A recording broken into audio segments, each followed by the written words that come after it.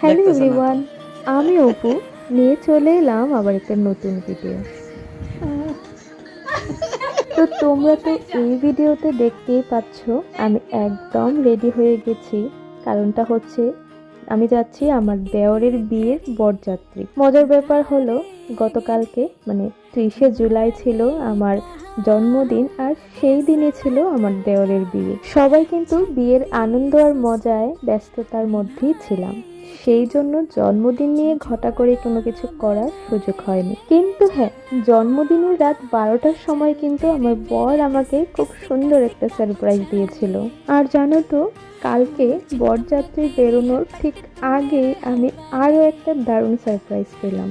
আমার খুব কাছের একজন মানুষ মানে মৌমিতাদি এত দূর ব্যাঙ্গালোর থেকে আমার জন্য একটা কেক পাঠিয়েছিল। সত্যি বলতে এত দূরে থেকেও এইভাবে আমাকে মনে রাখা আর এতটা ভালোবাসা পাঠানো, এইটা আমার কাছে আমার বার্থডে দিনে পাওয়া সবচেয়ে বড় উপহার। যেন আজকে সত্যি আমি একটা কথা ভীষণভাবে অনুভব করলাম।